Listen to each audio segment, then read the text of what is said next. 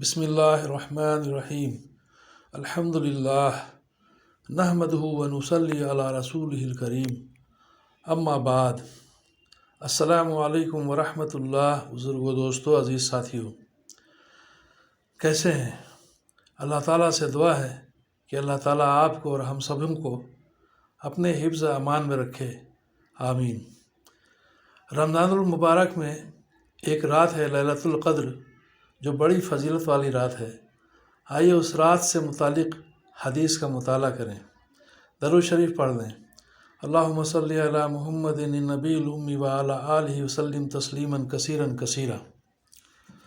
حدیث نمبر 4، حضرت عائشہ رضی اللہ عنہ نبی کریم صلی اللہ علیہ وسلم سے نقل فرماتی ہیں کہ لیلۃ القدر کو رمضان کے آخر عشرہ کی طاق راتوں میں تلاش کیا کرو۔ حضرت عائشہ رضی اللہ عنہ نبی کریم صلی اللہ علیہ وسلم سے نقل فرماتی ہیں کہ لیلۃ القدر کو رمضان کے آخر عشرہ کی طاق راتوں میں تلاش کیا کرو۔ فائدہ: جمہور علماء کے نزدیک آخر عشرہ 21ویں رات سے شروع ہوتا ہے۔ عام ہے کہ مہینہ 29 کا ہو یا 30 کا۔ اس حساب سے حدیث بالا کے مطابق شب قدر کی تلاش 21، 23، 25، 27، 29 راتوں میں کرنا چاہیے۔ اگر مہینہ 29 کا ہو تب بھی آخر عشرہ یہی کہلاتا ہے، مگر ابن حزم رحمۃ اللہ علیہ کی رائے ہے کہ عشرہ کے معنی 10 کے ہیں، لہٰذا اگر 30 کا چاند رمضان المبارک کا ہو تب تو یہ ہے، لیکن اگر 29 کا چاند ہو تو اس صورت میں آخر عشرہ 20ویں شب سے شروع ہوتا ہے، اور اس صورت میں وتر راتیں یہ 20، 22، 24، 26، 28۔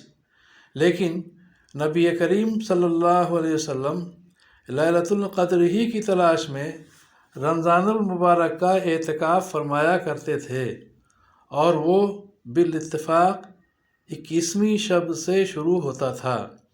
اس لیے بھی جمہور کا قول 21ویں رات سے طاق راتوں میں قوی احتمال ہے، زیادہ راجح ہے، اگرچہ احتمال اور راتوں میں بھی ہے، اور دونوں قولوں پر تلاش جبھی ممکن ہے کہ 20ویں شب سے لے کر عید کی رات تک ہر رات میں جاگتا رہے اور شب قدر کی فکر میں لگا رہے۔ 10-11 راتیں کوئی ایسی اہم یا مشکل چیز نہیں جن کو جاگ کر گزار دینا اس شخص کے لیے کچھ مشکل ہو جو ثواب کی امید رکھتا ہو۔ اللہ تعالی ہمیں بھی لیلۃ القدر میں عبادت کی توفیق نصیب فرمائے۔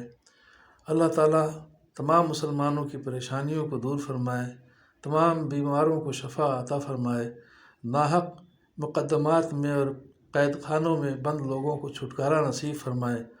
اللہ ہم سب کو عافیت اور سکون و چین عطا فرمائے، سب کے ایمان کی، جان کی، مال کی، عزت آبرو کی حفاظت فرمائے، آمین یا رب العالمین۔